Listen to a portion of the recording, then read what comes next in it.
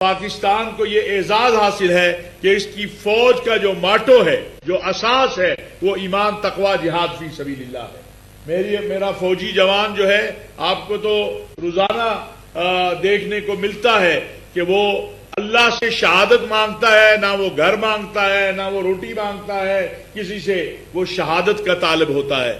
ہماری مائیں جب اپنے بچوں کو روانہ کرتی ہیں بارڈر پر تو وہ شہادت کی دعا کے ساتھ روانہ کرتی ہیں، اور جب ان کے لاشیں پرچم میں، قومی پرچم میں لپٹے ہوئے آتے ہیں تو وہ ماں باپ روتے نہیں ہیں، وہ مبارکبادیں قبول کرتے ہیں، وہ مٹھائیاں تقسیم کرتے ہیں کہ ہمارے بچے کو اللہ نے شہادت سے نوازا ہے۔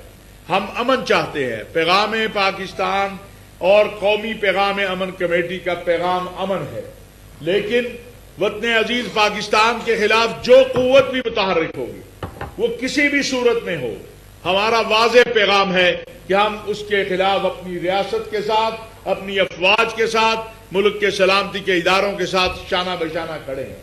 ملک کے 11 مدارس کے بورڈ کے ذمہ دار اس وقت آپ کے سامنے موجود ہیں، چاروں مکاتب فکر کے علماء و مشائخ آپ کے سامنے موجود ہیں۔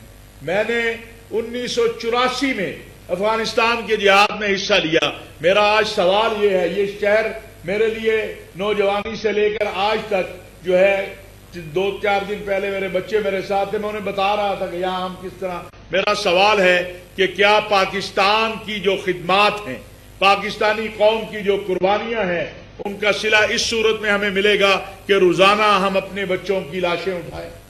کبھی اے پی ایس اسکول کے بچے نشانہ، کبھی وزیرستان کیڈٹ کالج کے بچے نشانہ، کبھی مسجد نشانہ، کبھی چرچ نشانہ، کبھی امام بارگاہ نشانہ۔ یہ قابل قبول نہیں ہے۔ ہم ہمیشہ کہتے ہیں کہ افغانستان کا امن پاکستان کا امن ہے، لیکن پاکستان کے امن کو بھی افغانستان میں جو موجودہ طالبان کی حکومت ہے اسے اپنا امن سمجھنا ہوگا۔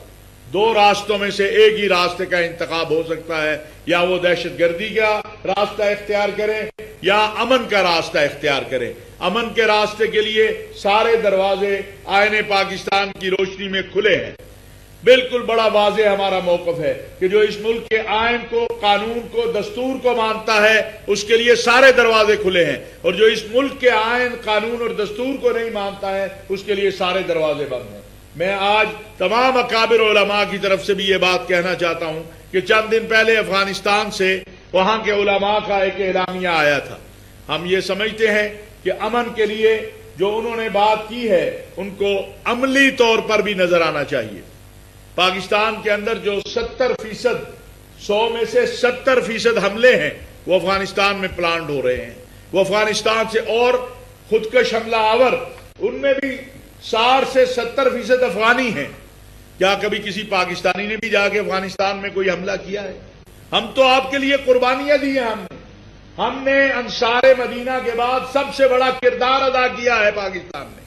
اور ریل، آپ کا یہ شہر جو ہے، آپ کا یہ علاقہ جو ہے، یہاں ایسی مثالیں بھی موجود ہیں کہ لوگوں نے اپنے آدھے گھر جو ہے اپنے افغان بھائیوں کو دیے کہ یہ مہاجر بن کر آئے ہیں۔ تو کیا یہ وفا کا صلہ ہمیں مل رہا ہے کہ آج ہمارے بچوں کو، ہماری مسجدوں کو، ہماری امام بارگاہوں کو، ہمارے چرچوں کو، ہمارے بازاروں کو، ہماری پارکوں کو نشانہ بنایا جائے؟ یہ قابل قبول نہیں ہے، اور پاکستان کے علماء اور مشائخ اور ریاست اس پر بڑی کلیئر ہے کہ 2 راستے میں سے ایک راستے کا انتخاب کرنا ہوگا۔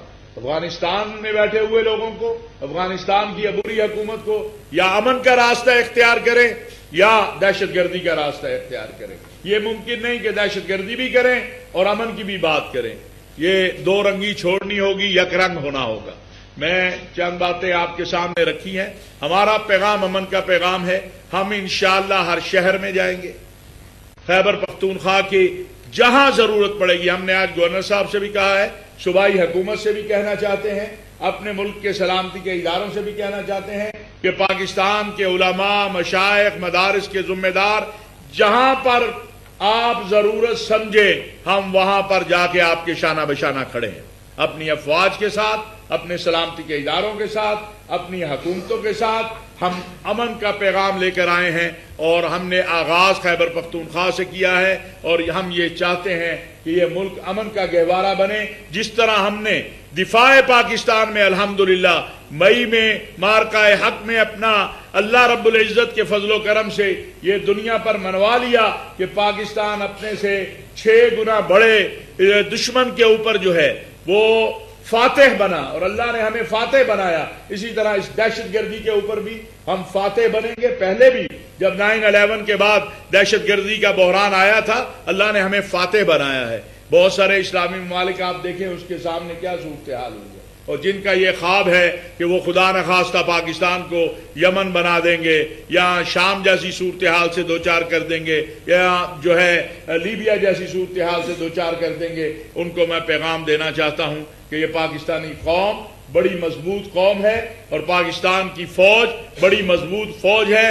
اس قوم اور فوج کا اتحاد آپ کو یہ مضموم کھیل جو ہے، جو فتنہ ہندوستان کی صورت میں ہے، فتنہ خوارج کی صورت میں ہے، پاکستان میں انشاءاللہ نہیں کھیلنے دیں گے۔ میں گزارش کروں گا مولانا مفتی یوسف صاحب سے 2 منٹ کی، ہمارے تمام ساتھی بھی آپ سے ہم کلام ہوں گے، اور ایک انشاءاللہ جمعۃ المبارک پرسوں جو ہے پورے ملک کے اندر یوم پیغام پاکستان کے طور پر منایا جائے گا، اور خطبات جمعہ پیغام پاکستان کی روشنی میں جو ہے وہ ان کے اوپر بیان